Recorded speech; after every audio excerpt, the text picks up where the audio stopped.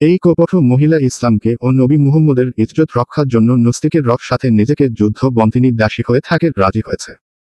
নবী মুহাম্মদের কথা মালিকরা যা খায় তাকে ও তাই খেতে দেওয়া কথা বলেছে। মালিক যা পরে দাসীকে তাই পড়তে দাও। যদিও ওই মালিক দাসীকে জোর কর ধর্ষণ করলেও তিনি রাজি শুধু ইসলাম ও নবী মুহাম্মদের ইজ্জত বাঁচানোর জন্য। এখন মহিলা ও নাস্তিক কথা। এই যে মূর্তি যে ভাঙলো, এই যে মূর্তি ভাঙলো, মূর্তি কিন্তু নিজেরা ঠেকাইতে পারেনি। কত কত বোকা, কত বোকা, কত দুর্বল, কত দুর্বল। হ্যাঁ, একমত আমি আপনার সাথে। সেম ভাবে আল্লাহরে যখন অবমাননা করে, নবীরে যখন অবমাননা করে, নবী তো সেই অবমাননার প্রতিশোধ নিতে পারে না, তত মানুষরে যাইতে হয় বাঁচানোর জন্য। এবং এই যে একটা ট্রল হওয়া, এই ট্রল হওয়ার ভয়েই তো তারা সামনে পর্যন্ত আসে না, আল্লাহ সামনে পর্যন্ত আসে না। আল্লাহ নামক যে চরিত্রটা সামনেও আসে না, কারণ সে জানেই যে সে তার মাছি তাড়ানোর ক্ষমতা নেই। এই কথাগুলো যদি আমি এখন বলি, আপনার কাছে কেমন লাগতেছে? খারাপ লাগতেছে না? হ্যাঁ, অবশ্যই। তাইলে পার্থক্য কি আছে বলেন আমাকে, পার্থক্য কি আছে বলেন? আপনার আল্লাহ ভগবান, আপনার আল্লাহ সম্মান বাঁচাতে, এই যে যেমন ধরেন আমি বললাম, যেমন ধরেন আমি আজকে বলছি যে সে পাশে লাত্তি খেয়ে এক জায়গা থেকে আরেক জায়গায় তাকে চলে যাইতে হয়েছে, নিজের মাতৃভূমি ছেড়ে চলে যাইতে হয়েছে। এটা কিন্তু চারটিখানি কথা না, এটা অবশ্যই কষ্টের কথা, কিন্তু আমি সেইটা নিয়ে তাচ্ছিল্য করতেছি। মনে করেন তাচ্ছিল্য করে বলতেছি যে পাছে লাত্তি খেয়ে ভাগতে হয়েছে রাইতের আন্ধারে লুঙ্গি তুইলা। তাইলে এই যে একটা অবমাননা করলাম আমি নবীর, আপনার কি মনে হয় নবী পারবে বা আল্লাহ পারবে এই অবমাননাটা থেকে তাদের এই ইজ্জতটা রক্ষা করতে? কি আল্লাহ হুজুর পাক সাল্লাল্লাহু আলাইহি ওয়াসাল্লাম কিন্তু এখন দুনিয়ায় জীবিত নেই, আছেন নাই। সেক্ষেত্রে একজন মানে যদিও নবীদের, হ্যাঁ আমি বলি, এখন তো কবর থেকে উঠে এসে আপনার প্রতিবাদ করা সম্ভব না ভাই, সম্ভব? আপনি যদি মৃত্যুবরণ করেন, না আল্লাহ জানতে তো চাইলাম সেটাই, যে আল্লাহ কেন নবী কেন পারে না, সেটাই তো জানতে চাইলাম। কবর থেকে উঠে এসে কেন পারে না সেটাই তো জিজ্ঞেস করলাম। মৃত মানুষ মানে কিয়ামতের মধ্যে, মানে কিয়ামত হওয়ার আগ পর্যন্ত এখন তো উঠবো না। কিয়ামত হইলে তখন আল্লাহ রাব্বুল আলামিন পুনরুত্থান করবেন, তাই না? এখন তো মৃত মানুষ এখন উঠে আসা তো এখন সম্ভব না। কেন সম্ভব না? আপনি না একটু আগে বলতেছিলেন যে কোথায় সাধারণ মানুষ আর কোথায় অসাধারণ মানুষ, এখন কেন? আমি বলি এই যে চট্টগ্রামে কিছুদিন মানুষের যে ইস্তিসকার নামাজ পড়ছে বৃষ্টির ব্যাপারে আল্লাহ রাব্বুল আলামিনের কাছে, যে সাধারণত হুজুর পাক সাল্লাল্লাহু আলাইহি ওয়াসাল্লামের জমানায় হুজুর পাক সাল্লাল্লাহু আলাইহি ওয়াসাল্লাম যেমন আরবে বৃষ্টি আনার জন্য যেমন ইস্তিসকার নামাজ পড়তেন, অনেক মানুষ দলবদ্ধ হয়ে আল্লাহর কাছে কান্নাকাটি করতেন, রোনাজারি করতেন, সেক্ষেত্রে আল্লাহ রাব্বুল আলামিন কিন্তু বৃষ্টি প্রেরণ করছেন। তো বর্তমানে আমি একটু জিনিস একটু অ্যাড করি এটার সাথে। ওই জমানে কিন্তু আল্লাহর হাবিব সাল্লাল্লাহু আলাইহি ওয়াসাল্লাম কিন্তু দোয়ার মাধ্যমে বৃষ্টিটা নাজিল করতে পারছেন ওই আরবের ওই জায়গায়। সেখানে কিন্তু বছরে 2-1 বার মানে বৃষ্টি হয় না বললেই চলে, হ্যাঁ, বিরল। তো বর্তমানে আপনি যদি মানে খেয়াল করেন, আপনি, আমি একটা ভিডিও দেখছি, নিউজই বলতে পারেন, সেখানে সৌদির যে বর্তমান প্রাইম মিনিস্টার, তার নাম যেন কি সালমান নাকি, আমি আসলে ভুলে গেছি, মোহাম্মদ বিন সালমান, প্রাইম মিনিস্টার না, মোহাম্মদ বিন সালমান, হ্যাঁ ভাই, ঠিক আছে। তাইলে এই লোক কিন্তু কৃত্রিম ভাবে বৃষ্টি নামানোর চেষ্টা করতেছে বিভিন্ন প্রসেস করে, বিজ্ঞানিক মতে, হ্যাঁ। তো সে কিন্তু অনেকবার একটা ঝুঁকি নিছে, কিন্তু এখনো কিন্তু বৃষ্টি নামানোর কোনো চান্স নাই ভাই। পাশাপাশি আপনারা দেখবেন চট্টগ্রামে যদি একটা নিউজ দেখেন, সেখানে অন্যান্য আলেমরা, হুজুররা, ভাই কথা শেষ হয়ে গেল, ভাই কথা শেষ হয়ে গেল, বললেন এই ভাই, তাহলে ভাই চট্টগ্রামে এই যে ইস্তিসকার নামাজ পড়ছে, তারা আল্লাহ রাব্বুল আলামিনের কাছে জায়নামাজ বিছাইয়া, সেখানে বৃষ্টির জন্য, সেখানে প্রচুর গরম, বৃষ্টির জন্য আল্লাহ রাব্বুল আলামিনের কাছে রোনাজালি করছেন, অনেক কান্নাকাটি করছেন। তো দোয়া শেষ হতে না হতে আল্লাহ রাব্বুল আলামিনের পক্ষ থেকে আসমান থেকে বৃষ্টির বাড়ি ধারা বর্ষণ হয়েছে, ঠিক আছে? এটা একটা প্রমাণ ভাই। সেখানে আমি বলি, সে কিন্তু কাবা শরীফের ঘরের সামনে, সে কিন্তু ওই দেশের মানুষ, যেই ঘরে আল্লাহ রাব্বুল আলামিনের কাবা রয়েছে, যেখানে মুলতাজিমের মধ্যে হাত বাড়াইলেই বা ভালো করে দোয়া করলে বা ইস্তিসকার নামাজের যে সিস্টেম, সেভাবে আল্লাহর কাছে কান্নার মতো কান্না করলে আল্লাহ রাব্বুল আলামিন কিন্তু বৃষ্টি মানে বর্ষণ করেন, মানে হুজুর সাল্লাল্লাহু আলাইহি ওয়াসাল্লামের জ্বলন্ত প্রমাণ। সেটা না করে সে কি করতেছে, বিজ্ঞানের উপর ভরসা করছেন, আল্লাহর উপর ভরসা না করে রাসূলের সেই ইস্তিসকার নামাজের সেই সুন্নাহটা ভুলে যাইয়া কি করছে, সে বিজ্ঞানীর মতে সে কৃত্রিম ভাবে আল্লাহকে ওভারটেক করে সেটা কিন্তু সে করার চেষ্টা করতেছে, হ্যাঁ।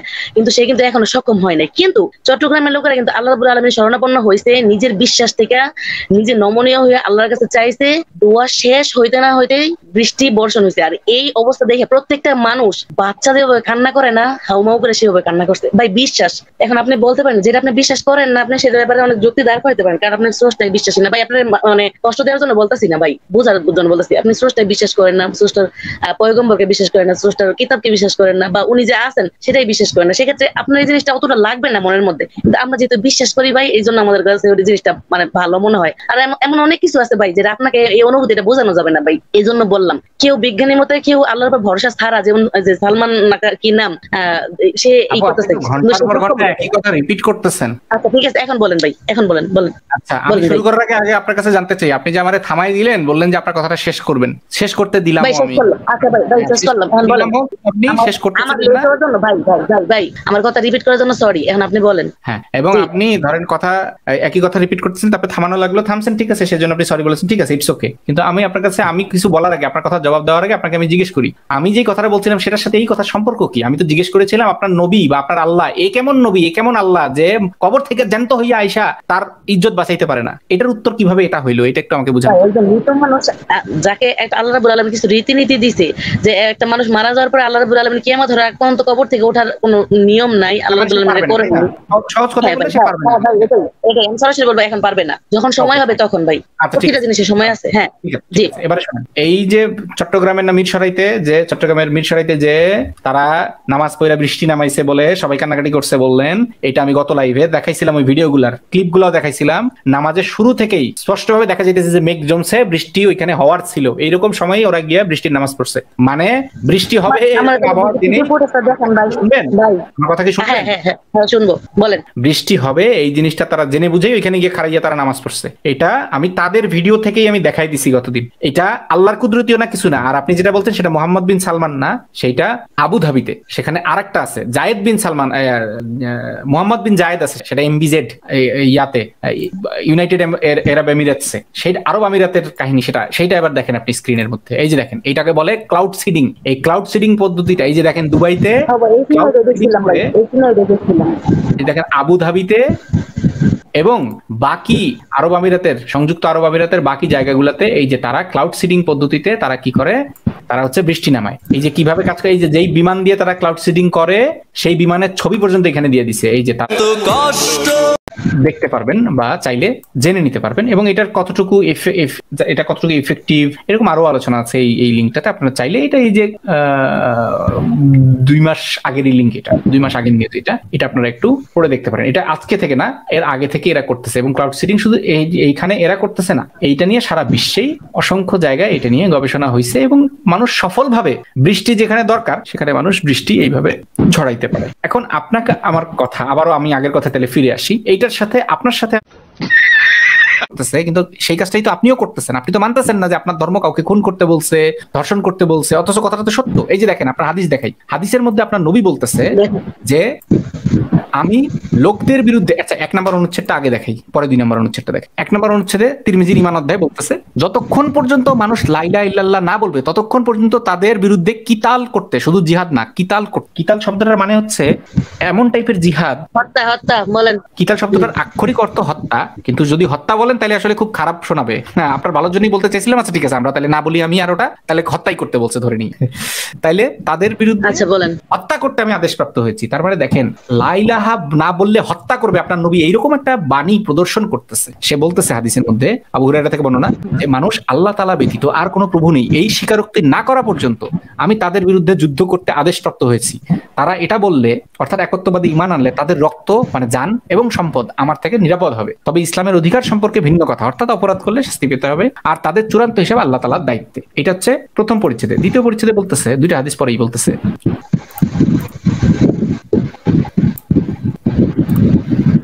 মাঝের হাদিসটাও দেখেনি, মাঝের হাদিসটাতে বলতেছে ওই সেম, যে যখন খলিফা নির্বাচিত হয় আবু বকর, তখন কিছু লোক কাফির হয়ে যায়। তখন উমর বলল যে, উমর আবু বকরকে বললো, আপনি এদের বিরুদ্ধে কিভাবে অস্ত্র ধারণ করবেন? তো রাসূল বলছেন যে পর্যন্ত না আল্লাহ তাআলা ব্যতীত আর কোনো প্রভু নেই এই কথা স্বীকৃতি দেবে, সেই পর্যন্ত আমি তাদের বিরুদ্ধে যুদ্ধ করতে আদিষ্ট হয়েছি। আর যে ব্যক্তি বলল আল্লাহ ব্যতীত আর কোনো প্রভু নেই, সে আমার থেকে জানমাল নিরাপদ করলো।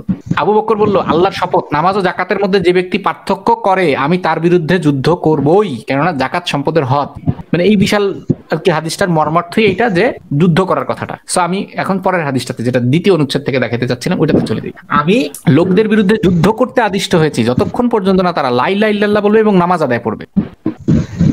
এই যে যারা এইভাবে কিবলামুখী হয়ে নামাজ পড়বে, আমাদের কুরবানির মাংস খাবে, আমাদের মতো নামাজ দিবে, জাকাত করবে, তখন তাদের জান ও মালে হস্তক্ষেপ করা আমাদের জন্য হারাম হয়ে যাবে। তার মানে আপনার আল্লাহ তো নিয়ম দিয়ে দিছে, আপনার নবী তো নিজেই স্বীকার করতেছে। যদি ধরে নেই, আপনার সাথে তর্কের খাতিরে ধরে নিচ্ছি, পৃথিবীর প্রত্যেকটা ক্ষেত্রেই ধরে নিচ্ছি আমি যে দোষটা করছে হচ্ছে ওরাই এসে আক্রমণ করছে, ধরে নিচ্ছি আপনার নবী কখনো আক্রমণ করেই নেই। কত ভালো, কিন্তু আপনার নবীর তো এই আক্রমণ করার নিয়ম আছে, সেটাই আমি দেখাচ্ছি ডাইরেক্ট। সে করছে নাকি করে নাই আমার কিন্তু প্রসঙ্গ সেটা না, আমার প্রসঙ্গ হচ্ছে তার নিয়ম আছে করার। আপনার ইসলাম, এটা ঠিক আছে, হ্যাঁ তাইলে আমার ঠিক বলছি না? আমার তো অভিযোগ এইটা নিয়েই যে আপনি আপনার ধর্মটা দাওয়াত দিবেন, লা ইলাহা ইল্লাল্লাহ বলতে বলবেন, আপনার মতো করে জবাই করতে বলবেন, কি কুরবানি দিতে বলবেন, জাকাত দিতে বলবেন, নামাজ পড়তে বলবেন, কিবলামুখী হইতে বলবেন, হজ করতে বলবেন।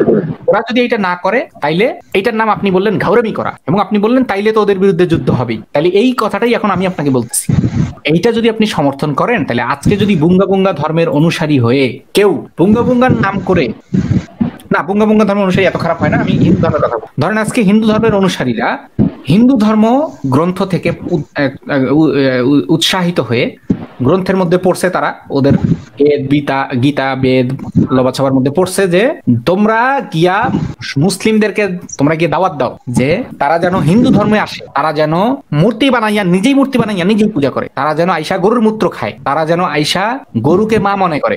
যদি এরকম না করে তাইলে তোমরা ওদেরকে খুন করবা এবং জিহাদ করবা, কতল করবা, এবং ওদের যে নারীরা আছে তাদেরকে বন্দি করে তাদেরকে দাসী বানাবা, এবং বাচ্চাদেরকেও বন্দি করে দাস বানাবা, আর পুরুষদেরকে মানে বয়স্ক পুরুষদেরকে যাদের নাভির নিচে লোম গজাইছে তাদেরকে হত্যা করবা। এই কথা যদি আজকে ওরা বলে যদি আজকে আপনাদের উপরে আক্রমণ চালায়, আপনি কি সেটা সমর্থন করবেন ওদের এই আক্রমণটাকে? এর উত্তর আমার লাজবাব। কেন করবেন মনে হচ্ছে তার মানে সমর্থন নাকি না করবেন না? হিন্দুটা আমার সমর্থন করবো কে? ওদের তো ভিত্তিহীন ধর্মটা, আমার তো প্রশ্নই না, ওদের এটা তো আমার টপিকের বাইরে। তাইলে আপনি যখন ওদেরকে বলতেছেন ঘাউরামি করছে, তাই আপনিও তো এখন ঘাউরামি করতেছেন, ওদের এটা মানতেছেন না। আপনাকে কিন্তু ওরা চান্স দিছে হিন্দুরা। দেখেন ফাতেমা আপু, ওরা কিন্তু আপনাকে চান্স দিল। আপনি যদি গরুর মূত্র খাইতেন, গরুকে মা মনে করতেন, মূর্তি বানাইয়া পূজা করতেন, তাহলে কিন্তু আপনি বেঁচে যাইতেন। তা আপনি তো এই চান্সটা নিলেন না। ওরা কিন্তু আপনাকে সরাসরি খুন করে নাই, কিন্তু ডাইরেক্ট খুন করে নাই। কিন্তু কেন নবী মুহাম্মদুর রাসূলুল্লাহ সাল্লাল্লাহু আলাইহি ওয়াসাল্লাম কি ডাইরেক্ট খুন করতে গেছেন শুধু দাওয়াত দিয়েই? তা কিন্তু করে নাই। তারা কিন্তু ধাপে ধাপে কষ্ট দিয়েছে, মারছে, পিটাইছে, দেশান্তর করতে, হ্যাঁ, তারপরে মাইর খাইয়ে কিছু না পেদা। জি, সেটাই বললাম যে আপনাকেও যখন ওরা এই সেম কাজটাই করবে, আপনার নবীর মতোই সেম কাজটা করবে, তখন আপনি আবার তাদেরকে মানতেছেন না, তাদেরকে আপনি ঘাউরামি করে তাদেরকে বলতেছেন যে ওদেরটা ভিত্তিহীন ধর্ম। বুঝছেন এবার কাহিনীটা? না, আপনি বুঝেন ভাই একটা জিনিস, এটা মানুষ সঠিক করে দাওয়াত। ফাতেমা আপু, তার মানে ধরেন আপনি গতদিনে সহমত জানাইছিলেন এই জাতীয় আক্রমণগুলাতে, বন্দী বানানো, দাসী বানানো। এই যে বনু মুস্তালিকে আক্রমণের যে হাদিসটা, এটা তো আপনি জানেন নাকি? দেখাবো আপনাকে? হ্যাঁ, আমি জানি, আল্লাহর মতে বলেন। আপনি জানেন, ঠিক আছে। তাইলে এই যে আমি আপনাকে একটু, তাও অনেকেই তো আছে লাইভে, তারা জানে না, তাদের জন্য একটু জানাই দিচ্ছি, অন্যদের জন্য, ঠিক আছে? বলেন। এই যে অন্যদের জন্য একটু জানাই দিই। সহিহ মুসলিম ইসলামিক ফাউন্ডেশন জিহাদ ও এর নীতিমালা, যে সকল বিধর্মীর কাছে ইসলামের দাওয়াত পৌঁছেছে পূর্ব ঘোষণা ব্যতীত তাদের বিরুদ্ধে আক্রমণ পরিচালনা বৈধ। এখানে বলে নাই কে আপনাদের সাথে আক্রমণ করছে, আমি সেটা নিয়ে আলোচনা করতেছি না। কে আপনাকে মারছে, পিটাইছে, বাড়ি থেকে তাড়াই দিছে, তাদের কথা আমি বলতেছি না। আমি বলতেছি যেই বিধর্মীদের কাছে ইসলামের দাওয়াত পৌঁছেছে পূর্ব ঘোষণা ব্যতীত তাদের বিরুদ্ধে আক্রমণ পরিচালনা বৈধ। এবং এটাই যে সে বলছে যে এই নিয়মটা ইসলামের শুরুর দিকে ছিল, যে তাকে দিনের দাওয়াত দিতে হইতো তো যুদ্ধের আগে, কিন্তু তারপরে নবী নিজেই এটা নিয়মটা চেঞ্জ করছে। নবী নিজেই তাদেরকে অতর্কিত অবস্থায় আক্রমণ করছে, তাদের পশুদেরকে পানি পান করাইতেছিল। অন্য একটা হাদিসে ওই অতর্কিত শব্দটা আছে, সেটা দেখাচ্ছি। এই যে অতর্কিত, সহিহ মুসলিম 4411, এখানে অতর্কিত শব্দটা আছে, যে অতর্কিত আক্রমণ করছে এবং তাদের যোদ্ধাদেরকে হত্যা করছে এবং বাকিদেরকে বন্দী করছে। তাইলে ওই দিন এই যে একটা মেয়ে জুয়াইরিয়া, তাকেও সে হাতে পাইছে। এন্ড সেই মেয়েটা কি কইছে, সেই মেয়েটারে কেমনে পাইছে, সেই স্টোরিটাও একটু আপনাকে দেখাই। ভাই হারিস ইবনে আবি জিরার কিন্তু দুধে তুলসী পাতা না, কিন্তু জুয়াইরিয়ার বাবা বনি মুস্তালিকের গোত্র প্রধান, গায়ে পাড়া দিয়ে ঝগড়া করছে, বুঝছেন? এই যুদ্ধে লিপ্ত হয়েছে আগে। আমি কিন্তু এগুলো দেখাইনি, আমি এগুলো দেখাইনি। আপনি এগুলো দলিল দেখাবেন, আমি মানবো। আপনি আমাকে দলিল দেখাবেন, আমি কিন্তু এগুলো দেখিনি। আমি দেখাইছি যাদের কাছে ইসলামের দাওয়াত পৌঁছাইছে তাদের কথা আমি বলছি, যে পূর্ব ঘোষণা ব্যতীত। এবং পরবর্তীতে এই নিয়মটাও চেঞ্জ করছে কি, যুদ্ধের আগে দিনের দাওয়াত দেওয়ার প্রয়োজন নাই। এইখানে আমি কিন্তু কে কার ঘাউরামি করছে, কে কারে চেতাইছে, কে কি করছে, আমি কিচ্ছু বলিনি। আপনার যদি এগুলা দেখানোর থাকে আপনি হাদিস দেখান, আমি মেনে নিব। সেখানে আমি দেখাচ্ছি যে পরবর্তী সময় আচ্ছা হোয়াটএভার, এই যে সুনানে আবু দাউদ 3931 হাদিস নাম্বার, দাসত্ব মুক্তি। আয়েশা বর্ণনা করতে, এই যে দাসত্ব অধ্যায়ের নামটাই হইতেছে দাসত্ব মুক্তি। আয়েশা বর্ণনা বনু মুস্তালিক যুদ্ধে জুয়াইরিয়া বিনতে হারিস ইবনুল মুস্তালিক বন্দিনী হয়ে সাবিত ইবনু কাইস ইবনু শাম্মাসের হাতে অথবা তার চাচাতো ভাইয়ের হাতে পড়লো। তারপর সে আজাদ করার জন্য করলো। সে সুন্দরী নারী ছিল, নজর কাড়া রূপ ছিল তার। আয়েশা বলল, তিনি চুক্তির অর্থ চাইতে রাসূলুল্লাহ সাল্লাল্লাহু আলাইহি ওয়াসাল্লামের নিকট আসলেন। তিনি দরজায় এসে দাঁড়াতেই আমি তাকে দেখে অসন্তুষ্ট হলাম। আমি ভাবলাম যেই রূপ লাবণ্যে তাকে দেখেছি শীঘ্রই রাসূলুল্লাহ সাল্লাল্লাহু আলাইহি ওয়াসাল্লাম তাকে এভাবে দেখবেন। অতঃপর তিনি বললেন, হে আল্লাহর রাসূল, মানে জুয়াইরিয়া বলল, হে আল্লাহর রাসূল, আমি জুয়াইরিয়া বিনতুল হারিস, আমার সামাজিক অবশ্যই আপনার নিকট স্পষ্ট। আমি সাবিত ইবনু কাইস শাম্মাসের ভাগে পড়েছি। আমি মুক্ত হওয়ার জন্য চুক্তিপত্র করছি। চুক্তির নির্ধারিত অর্থ আদায়ে সাহায্য চাইতে আপনার কাছে আসছি। তখন নবী বলল, এর চাইতে ভালো প্রস্তাবে তুমি রাজি আছো? সে বলল, কি প্রস্তাব? তখন বলল, আমি চুক্তির সমস্ত পাওনা শোধ করে দিয়ে তোমাকে বিয়ে করতে চাই। সে বলল, হ্যাঁ, আমি আপনার প্রস্তাবে রাজি আছি। আয়েশা বলল, জুয়াইরিয়াকে বিয়ে করেছেন, এরপর সবাই জানাজানি হইলো যখন, তখন তারা বন্দীদেরকে আজাদ করে দিতে লাগলো এবং বলতে লাগলো এরা রাসূলের শ্বশুর বংশের লোক। তখন আয়েশা বলতেছে, নিজের গোত্রের কল্যাণের জন্য, মানে তার গোত্রকে এই যে বাঁচাইলো সে এর হাত থেকে, নবীর হাত থেকে, হ্যাঁ, কার হাত থেকে বাঁচাইলো? নবীর হাত থেকে বাঁচাইলো। নবী এবং নবীর দলবলের হাত থেকে বাঁচাইলো। নিজের গোত্রের কল্যাণের জন্য তার চাইতে বড় বরকতময়ী মহিলা আমি আর কাউকে দেখি। শুধু তার মাধ্যমে বনু মুস্তালিকের 100 পরিবার আজাদ হয়েছে। তার মানে এইরকম নবী তো সব মেয়েরে বিয়ে করে নেই, নবী তো সব জুয়াইরিয়ারে বিয়ে করে নেই। ওইখানে তো আরো শত শত জুহাইরিয়া ছিল, তাদের নাম অন্য। আমি বলতে চাচ্ছি জুয়াইরিয়ার মতো কন্ডিশনে ছিল যে হয়তো আরেকজনের ভাগে পড়ছে, যার দাসী হবে সে এখন, যার সাথে যৌন সঙ্গম করা বৈধ। ওই সাহাবীগুলার যুদ্ধের ময়দানে যাদেরকে পাইছে তাদের সাথে যৌন সঙ্গম করা বৈধ। বলেন, হ্যাঁ ভাই বলেন। এরা কি? মালিকানাভুক্ত দাসী। ডাইন হাত যাদের মালিক হয়েছে, দক্ষিণ হাত যাদের মালিক হয়েছে। এবং এরা কি? মালে গনিমত, এরা হচ্ছে গনিমতের মাল। মানে নারীরা, এই নারীগুলো হচ্ছে গনিমতের মালের অংশ, এরাও গনিমতের মাল। যেমন সাফিয়া ছিল নবীর গনিমতের মালের পছন্দ করা অংশ। তো আপনার কাছে আমার প্রশ্ন যে এই যে এটা একটা কাহিনী, অতর্কিত আক্রমণ করে করলো, এরকম সাফিয়াকেও এরকম আক্রমণ করছে, সাফিয়ারে আরেকজন নিয়ে গেছে, আপনি সেই হাদিস জানেন ভাই? এই যে অতর্কিত হামলার কথাটা বললেন আপনি, তো হারিস ইবনে আবি জিরার সেই যে বনি মুস্তালিকের গোত্র প্রধান, সেই যে আগে যে আক্রমণ করার জন্য যে তারা যে রেডি হয়ে আসছে, সেগুলো ঠেক দেওয়ার জন্য, প্রতিরোধ করার জন্য যে আল্লাহর হাবিব সাল্লাল্লাহু আলাইহি ওয়াসাল্লাম যুদ্ধ করছেন, আর সেই যুদ্ধে জয়ী হয়েছেন মুসলমানরা।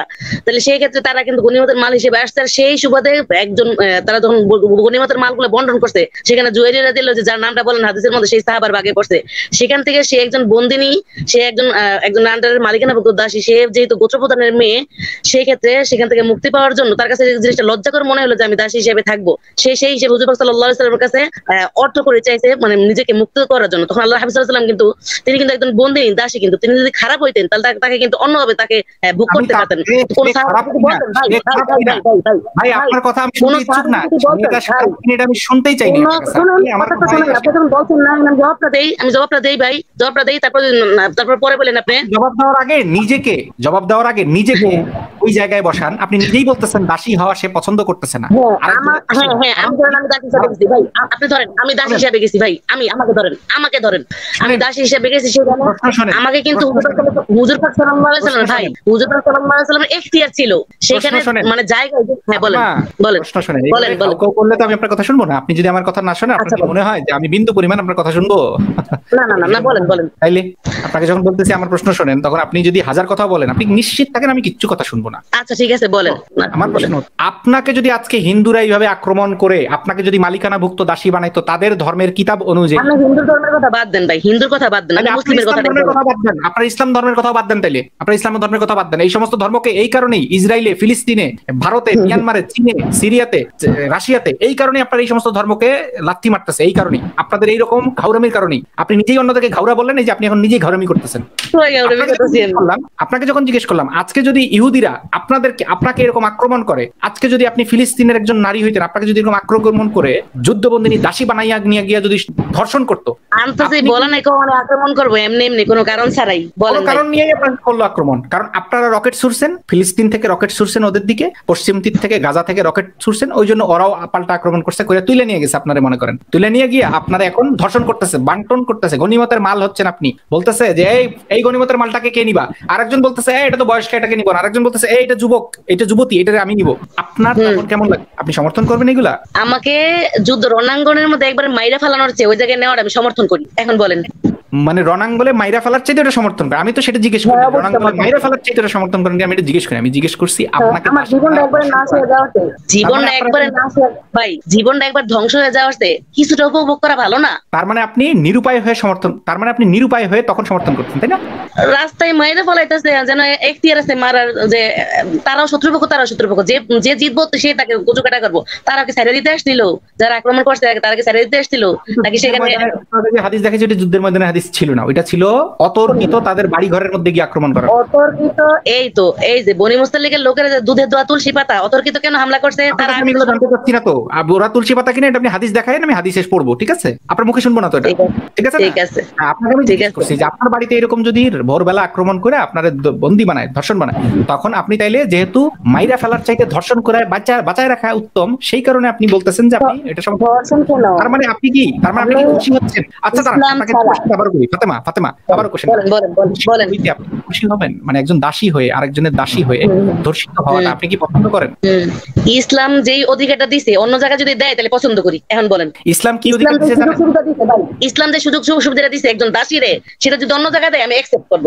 এবার বলেন। আচ্ছা, ইসলাম কি সুযোগ সুবিধা দিছে জানেন? ইসলাম সুযোগ সুবিধা দিচ্ছে হচ্ছে, ইসলামে কোরআনের মধ্যে সূরা মাআরিজের 29-30 আল্লাহ বলে দিছে যে তোমরা যদি নিজেদের যৌনাঙ্গকে নিয়ন্ত্রণ না করো, নিয়ন্ত্রণ যারা করে তারা হচ্ছে সফলকাম হয়েছে,